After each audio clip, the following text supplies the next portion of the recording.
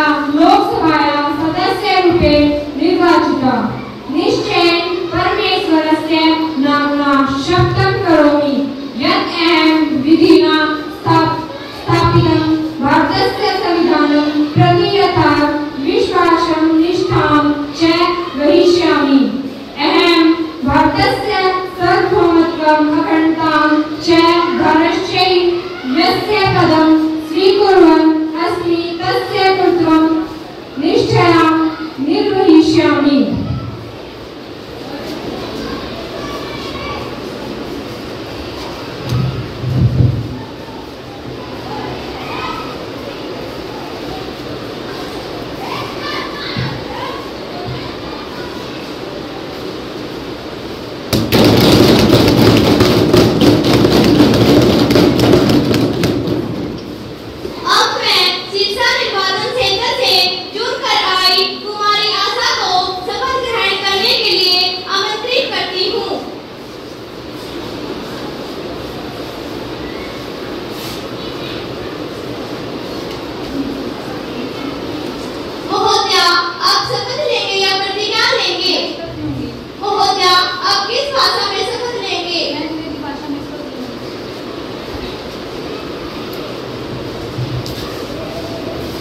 Honorable Speaker, I am Asha Prakash Rajkumar, who have been elected member of Youth Parliament from Sirsa, Haryana.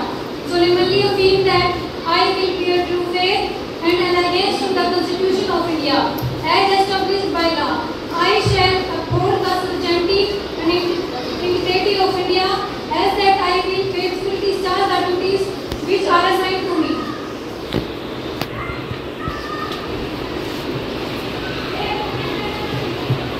Honorable members,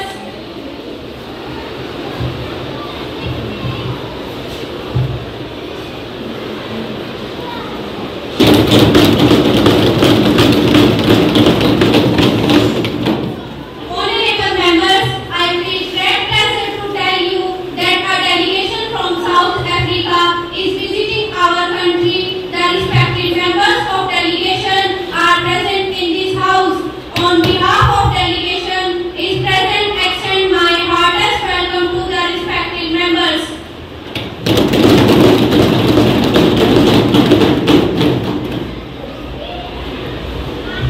माननीय सभासदों, बड़े दुख और भारी मन के साथ आपको सूचित करती हूँ कि भारत के पूर्व प्रधानमंत्री डॉक्टर मनमोहन सिंह का निधन 26 दिसंबर 2024 को हो गया।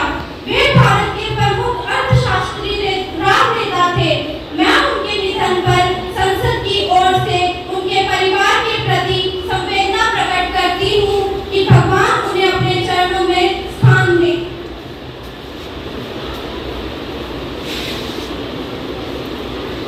महोदया जी, मुझे अत्यंत दुख है कि हमारे अच्छे नेता हमारे बीच नहीं रहे।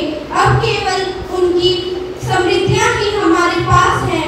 वे स्पष्टवादी सिद्धांतों पर अड़िग रहने वाले तथा भारतीय जनता के प्रति पूर्ण रूप से समर्पित थे। उनके निधन पर मैं उनके परिवार के प्रति संवेदना प्रकट करती हूँ कि भगवान उनकी आत्मा को शांति दे। मनमोहन सिंह का जन्म 26 सितंबर 1932 को हुआ और 26 दिसंबर 2024 को उनका निधन हो गया। वे भारत के एक प्रमुख अर्थशास्त्री राजनेता थे। उन्होंने 2004 से 2014 तक भारत के प्रधानमंत्री के रूप में कार्य किया। अपने प्रधानमंत्रित्व काल में उन्होंने देश के आर्थिक विकास, सामाजिक कल्याण और विदेश नीति में महत्वपूर्ण योगदान दिया।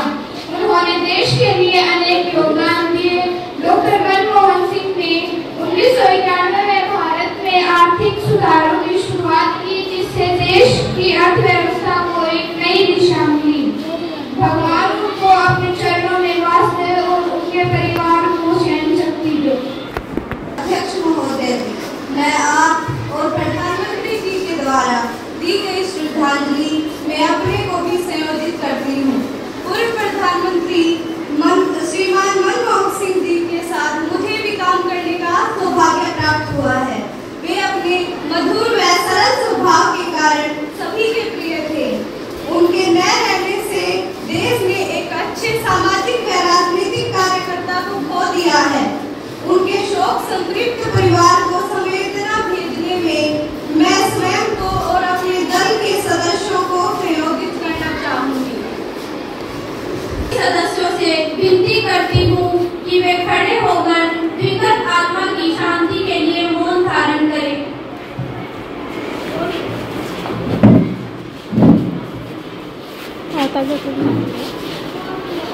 हाथा पे कर ले, नीचे मुँह कर ले।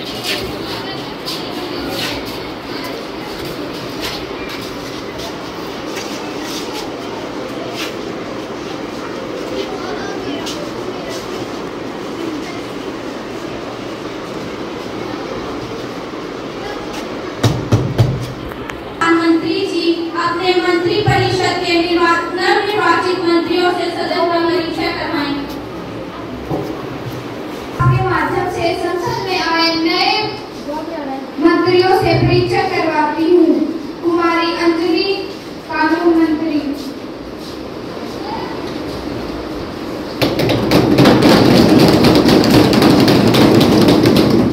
कुमारी लक्की, विदेश मंत्री।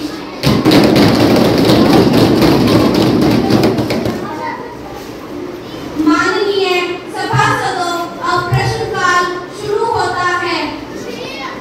प्रश्न संख्या 1, कुमारी खुशबू अपना प्रश्न रखें। माननीय अध्यक्ष महोदया जी को के माध्यम से आतंकवाद के ऊपर रक्षा मंत्री जी से प्रश्न पूछना चाहती हूँ। रक्षा मंत्री जी जवाब दीजिए। आतंकवाद देश के अंदर घुसकर नागरिकों को मार रहे हैं, क्या सुरक्षा के कड़े प्रबंध नहीं किए गए थे?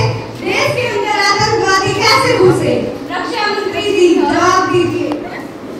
जी, मैं आपके विपक्षी दल को बताना चाहती हूँ कि मैं रक्षा मंत्री पूरे देश को भरोसा देती हूँ कि हमारी सुरक्षा में कोई कमी नहीं रहेगी, लेकिन देश के अंदर बैठे कुछ लोग दुश्मनों का साथ दे देते हैं, जिसके कारण ये हादसा होता है।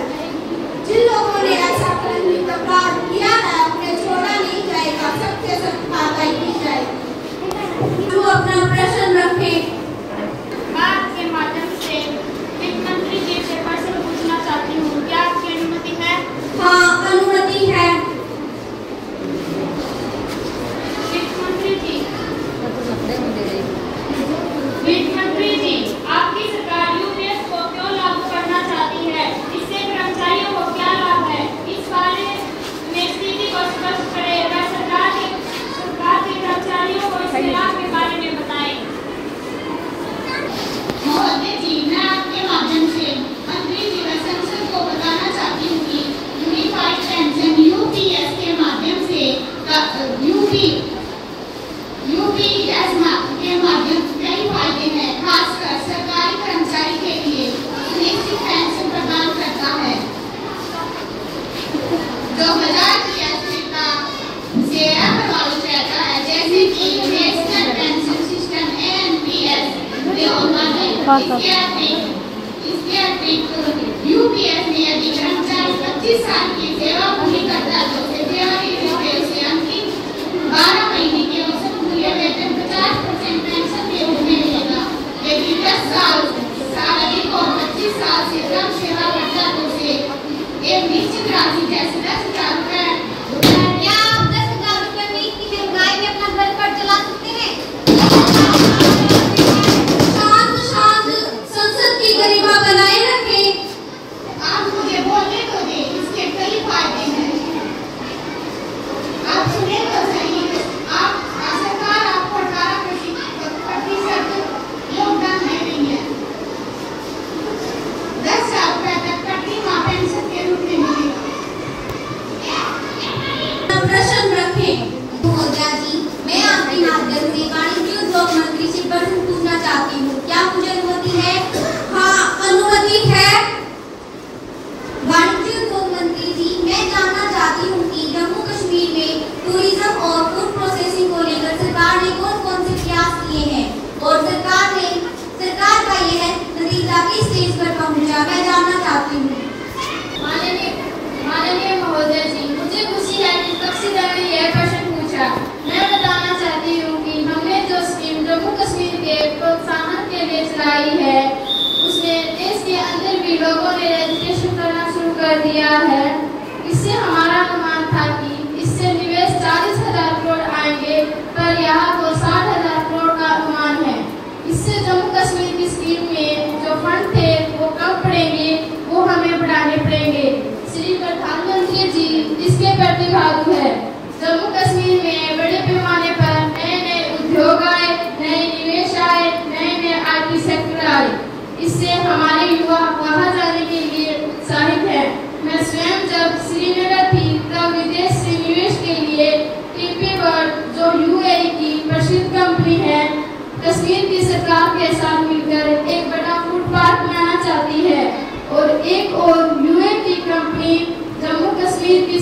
के साथ मिलकर 5 लाख का फूड का मॉल बनाना चाहती है।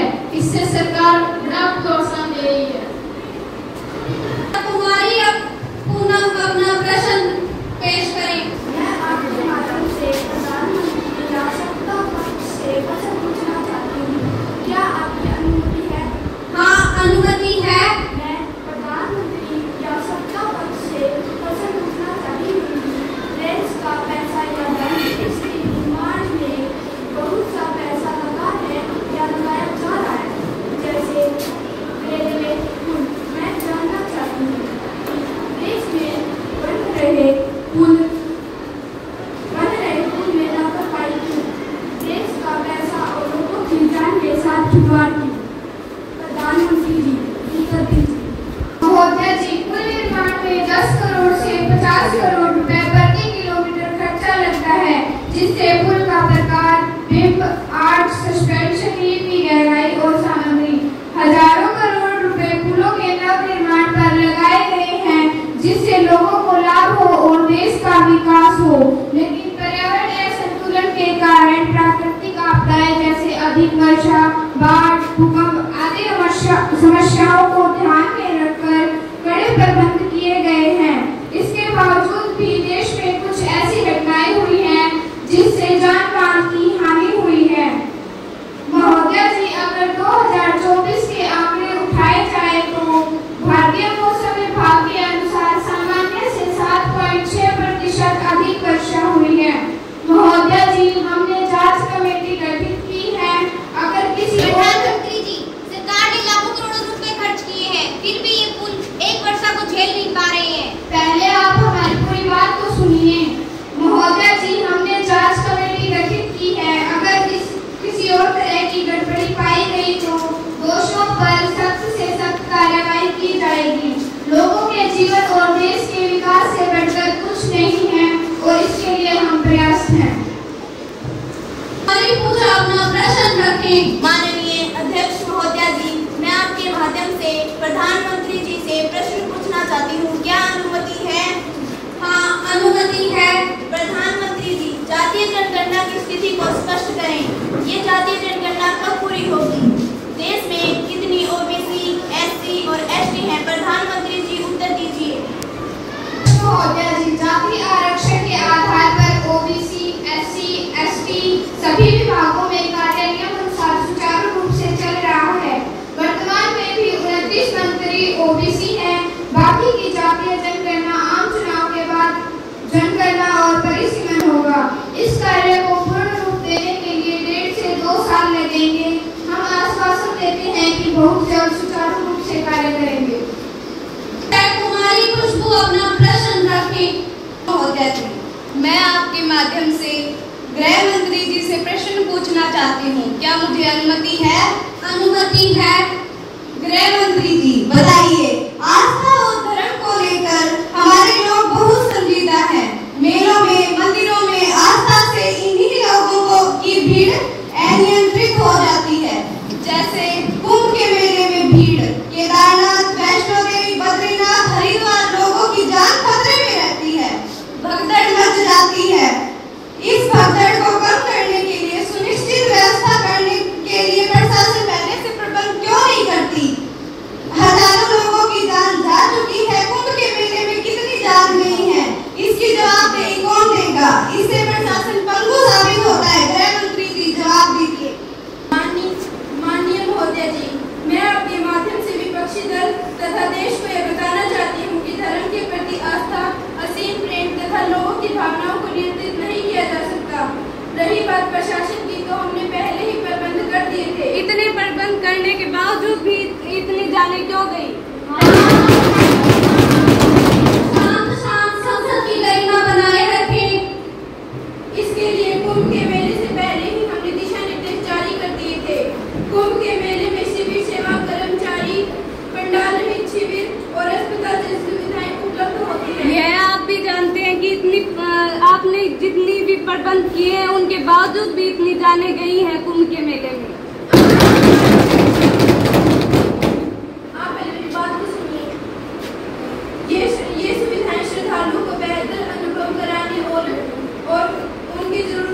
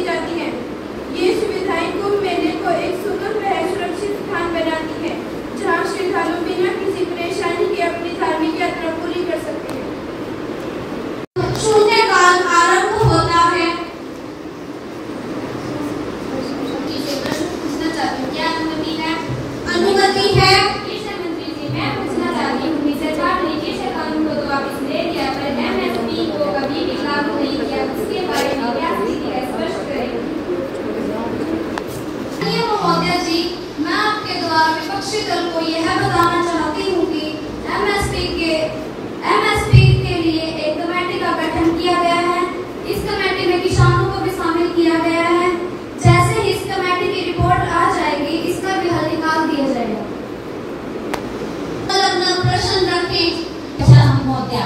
जी, मैं आपके माध्यम से शिक्षा मंत्री जी से प्रश्न पूछना चाहती हूँ। क्या आपकी अनुमति है? अनुमति है। शिक्षा मंत्री जी, नई शिक्षा नीति जो है वो केवल अमीरों के लिए हो गई है। गरीब और ग्रामीण लोगों के लिए यह केवल गरीब और ग्रामीण लोगों में इसके कोई प्रयास नजर नहीं आ रहे हैं। इससे तो गरीब लोग शिक्षा से वंचित रह जाएंगे। इस पर शिक्षा मंत्री जी अपनी स्थिति स्पष्ट करें। तो यह बताना चाहती हूँ कि शिक्षा प्रत्येक व्यक्ति का मौलिक अधिकार है। महोदय, हमारी सरकार शिक्षा के विकास के लिए उत्तम तथा बेहतर कार्य कर रही है। ग्रामीण इलाकों में शिक्षा के प्रावधानों में विशेषकर स्कूल और कॉलेजों को लेकर गंभीर है और ग्रामीण इलाकों में शिक्षा को प्रसार के लिए गतिशील है। हम शिक्षा के लिए सभी को समान दृष्टि से देखते हैं, क्योंकि हजारों फूल चाहिए एक माला बनाने के लिए, हजारों फूल चाहिए एक माला बनाने के लिए, हजारों दीपक चाहिए आरती सजाने के लिए, हजारों दीपक चाहिए आरती सजाने के लिए, हजारों बूंद चाहिए समुद्र बनाने के लिए, हजारों बूंद चाहिए समुद्र बनाने के लिए, परंतु एक शिक्षा ही काफी है बच्चों का भविष्य बनाने के लिए।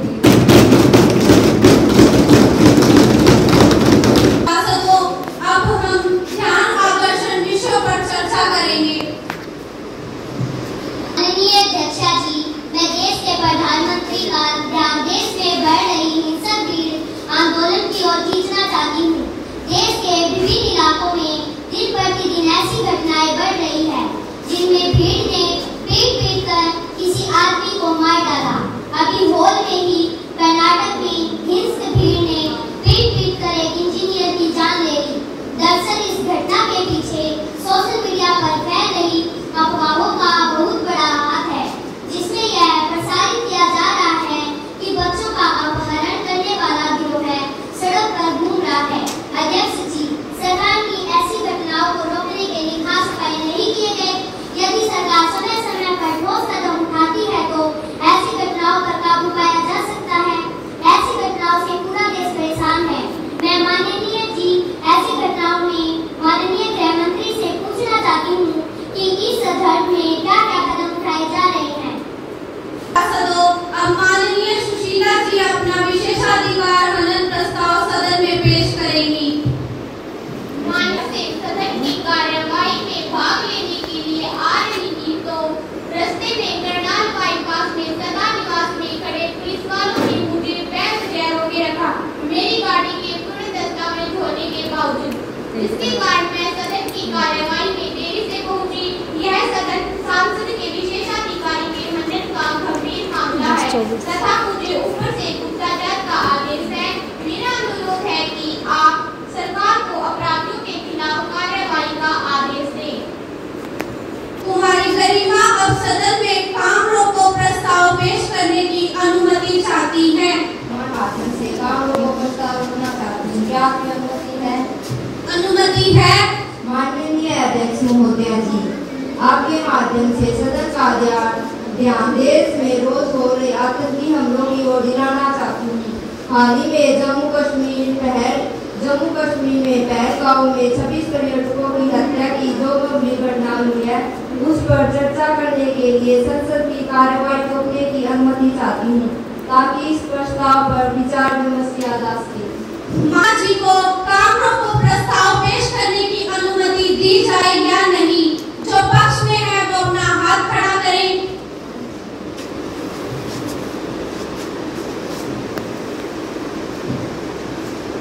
अब जो विपक्ष में है वो अपना हाथ खड़ा करें।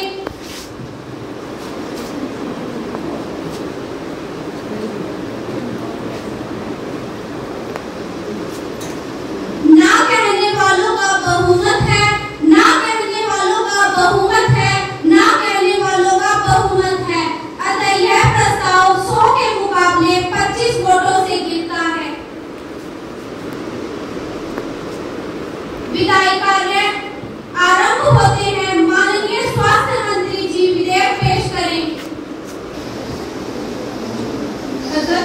जी, मैं देश में फैल रही कन्या भ्रूण हत्या के संबंध में विधेयक पेश करने की अनुमति चाहती हूँ। क्या मुझे अनुमति है? अनुमति है। माननीय अध्यक्ष महोदय, सामान्यतः पूरे देश में विशेषकर पंजाब, हरियाणा व राजस्थान में कन्या भ्रूण हत्या की कुप्रवृत्ति बढ़ती जा रही है। जातिगत जनगणना के उपलब्ध आंकड़ों के अनुसार लिंग अनुपात की स्थिति बिगड़ने के संकेत हैं। अंततः इस सामाजिक बुराई पर कानूनी रोक के लिए कन्या भ्रूण हत्या विधेयक सदन में प्रस्तुत है। अध्यक्ष महोदय, मुझे विश्वास है कि सदन के माननीय सदस्य दलीय मतभेदों को भुलाकर हृदय से इस विधेयक का स्वागत करेंगे और कन्या भ्रूण हत्या को पूरी तरह समाप्त करने में मदद करेंगे। अध्यक्ष महोदय, इन शब्दों के साथ मैं प्रस्ताव करती हूँ कि कन्या भ्रूण हत्या विधेयक पर विचार किया जाए। माननीय अध्यक्ष महोदय, कन्या भ्रूण हत्या को लेकर जो विधेयक सदन में लाया गया है उसकी भावनाएं अति उत्तम है। यदि कन्या भ्रूण हत्या पर रोक नहीं लगाई गई तो देश का सामाजिक ताना बाना छिन्न भिन्न हो जाएगा। कन्या भ्रूण हत्या नारी वर्ग पर हो रहे अत्याचारों और उत्पीड़न की कड़ी में अमानवीय कृत्य है तथा प्रकृति व ईश्वर के प्रति घोर अपराध है। मैं विधेयक का पुरजोर समर्थन करती हूँ।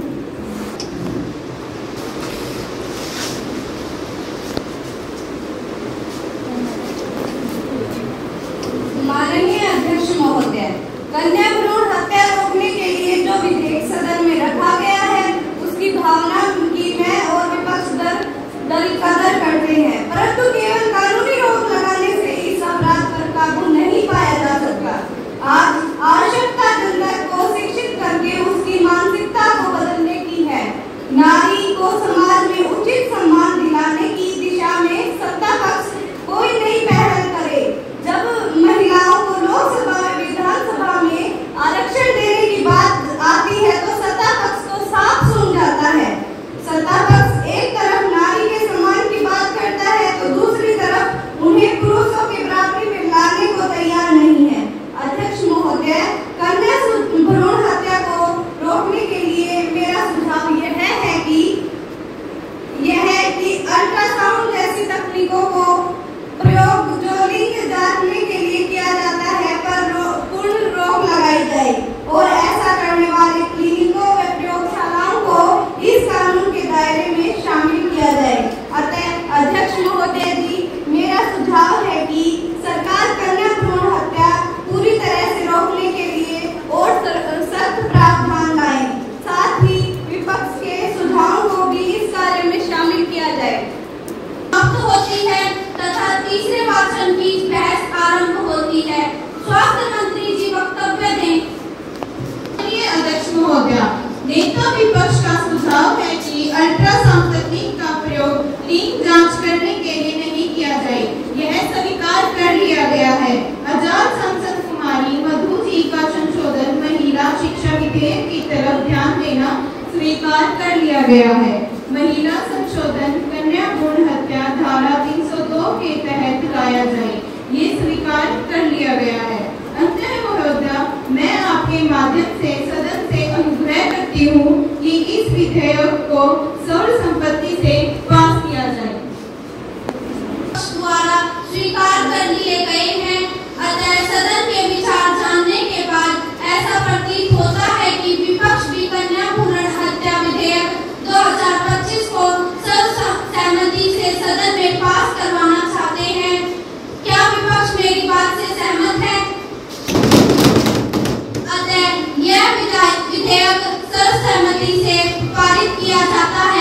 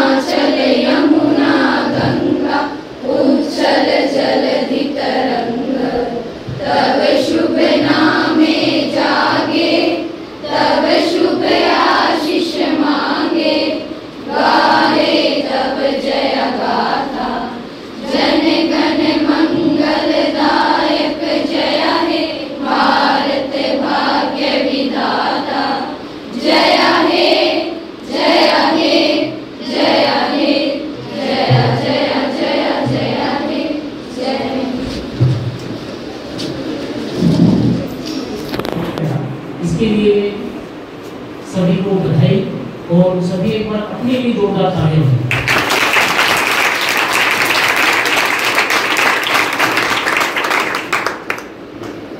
ये जो आपने एक नाटक जो कराया है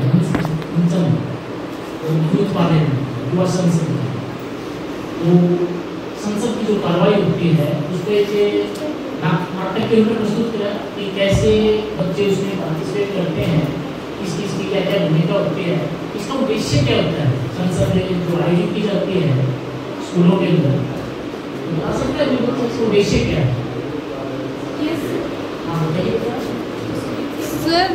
राजनीति और सांसद के बारे में सभी को जागरूक करना और जानकारी देना।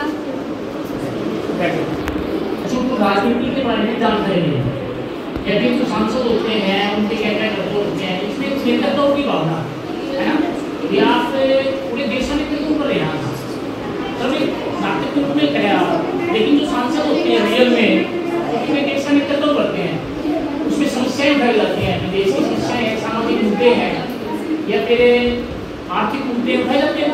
विपक्षी सांसद सोचते हैं जैसे रेलवे की समस्या उठाई है ना, या फिर देश के अंदर यूपीएस की बात उठाई ना, एनपीएस यूपीएस की बातें, उनके बारे में पता चला आपको कि भी यूपीएस क्या होता है, एनपीएस क्या होता है, गोल्ड पेंशन स्कीम क्या होती है, तो इन सब चीज़ों की जानकारी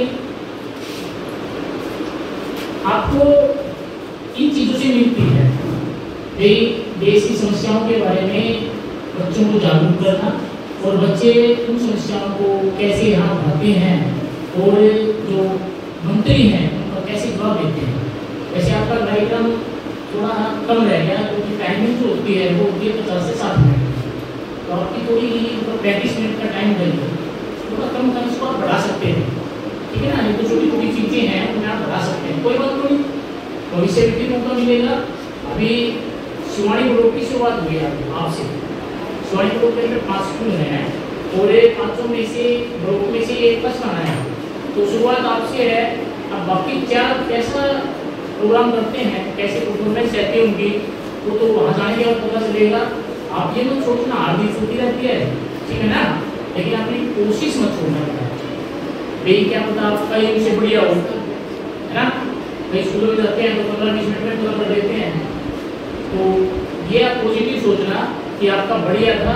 अगर आपको ब्लॉक में पोजीशन आती है तो आप डिस्ट्रिक्ट लेवल पे जो करो ना उसमें थोड़ा और बढ़िया करके देखो, ऐसा ना कुछ बच्चे अच्छा बोले, अब सत्ता पक्ष वाले कुछ सुस्त बैठे थे, अब सत्ता पक्ष की तरफ से कुछ मंत्री जवाब दे रहे थे ना, तो आपने लेके थपथपाई थी, विपक्ष वाले थपथपा रहे थे, है ना, आपने एक थपथपाई है तो उसमें भी आप थोड़ा सहयोग करें, ऐसा ना भाई। जैसे बीच में आप उत्तर दे रहे थे तो बीच में विपक्ष वाले खड़े होकर जवाब मांग रहे थे आपसे, क्या आप ये मतलब झूठे वायदे कर रहे हैं, जैसे उनका जो मुद्दा था, है ना, तो भी बीच में कहा कि उसमें जाने जा रहे हैं भीड़ के कारण, तो विपक्ष वाले प्रश्न पूछते हैं, इसलिए ना थोड़ा डर नहीं होना चाहिए था। कुछ बच्चों के अंदर था, एजुकेशन होती है, सभी के अंदर होती है, ठीक है। आप ये मत सोचो कि रमेश बैठे हैं, टीचर बैठे हैं, आप ये सोचो कि हम ही है, बस और कोई नहीं है।